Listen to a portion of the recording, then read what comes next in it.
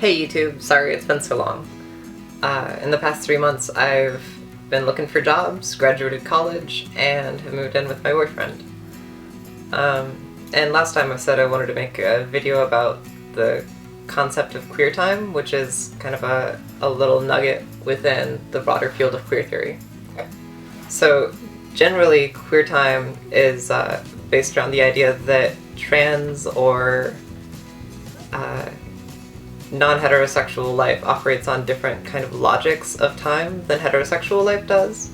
So for example, in hetero life or cis life, there's like very dominant narratives that are portrayed through media and through people's experiences of going through education, getting a job, finding a spouse, having children in a heterosexual marriage, and growing old in work, and then dying after a long time.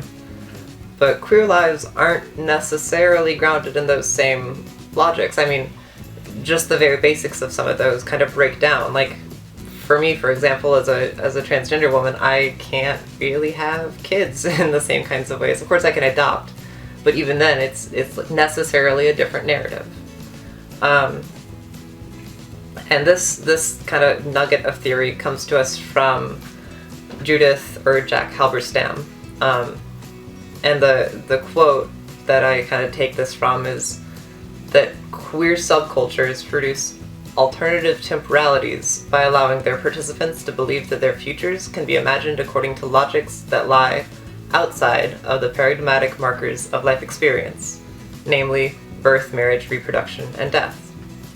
So that's not to say that queer people don't expect that they'll someday die or that they never want to get married, but that these aren't necessarily the dominant markers that structure our lives or our expectations about our futures. So digging into the queer theory field around the concept of queer time, especially with respect to trans YouTube videos, which is what my senior year research was on in college, I found a sub-concept of this elucidated by Laura Horak in a paper called Trans on YouTube, where she talks about, instead of just queer time, hormone time. And to her it's differentiated from queer time because, and you can see this time and time again in transgender people's YouTube videos, that it's as though time itself starts on their hormone start date. It replaces AD or BC, it's pre-HRT, HRT, post-HRT, and that's how their kind of view of themselves and the world around them is structured. And given the kind of massive changes that can come with HRT, I think it makes sense to do that. And it's definitely what I've done. I mean, I've gone and looked up, how many days it's been since November 19th, 2015. I mean, about half as many times as there have been days since November 19th, 2015. And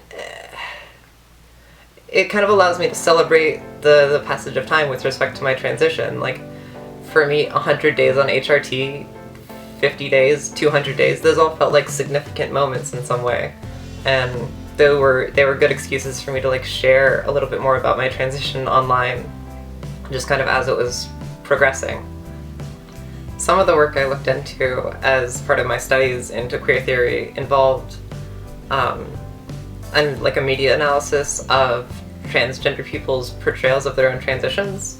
And so a part of that was looking in at a work that's published in I think an anthology on queer media by an author named Spencer, where they've said that whereas before and after photographs foreground the dramatic, Riverdale's sequence emphasizes slow change over time. And Riverdale's just the name of a trans man who published a sequence of photos at I think 1 or 2 month intervals instead of just a flat before and after image. And I kind of grew really attached to this concept of portraying transition more as a slow or continual process and less as a before and after, because I think, at least to me, it's very important to not erase the people I've been in between, you know, point A and point girl, because that was a big part of my identity, especially at the time. Like, I didn't have a linear transition from male to female. I identified as a boy, and then as an agender person for like 2 years, and only then, after like 2 months on estrogen, felt decent identifying as a woman. So, kind of in the scope of that, thinking about transition as a slow process that happens over time, over days, months, years, here's an updated version of the time-lapse video of my face.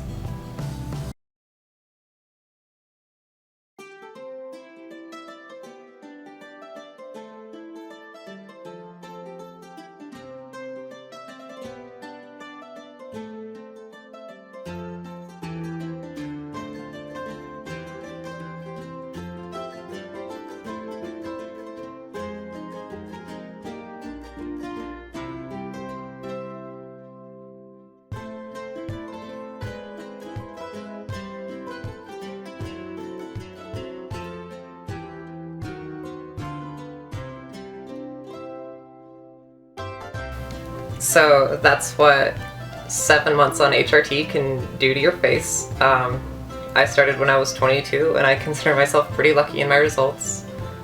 I will note, though, that each of those daily pictures were taken when I kind of felt at my best. Like, I wouldn't take a picture if I just felt like absolute garbage the whole day. And so I think there are some things that even that portrayal kind of hides about my transition and makes it look maybe a little bit smoother than it has been. You'll notice that in the pictures, sometimes I'm like smiling really big, and sometimes I'm like almost scowling at the camera. And, you know, I tried to make the transitions between and look a little bit more gradiated, but I did that intentionally to kind of capture how I was feeling at different weeks in my life. Like, the most recent, you know, grumpy face, sort of, in that progression was after I got a rejection for a job, and felt pretty bad all week. But, you know, of course, things have turned around a little bit, and I've been feeling better, and that's why the time-lapse rather, has ended with me smiling a big old cheesy smile. That said, my life is going pretty great, transition's going pretty great, and I hope to have more videos available for you guys soon. Thanks for watching.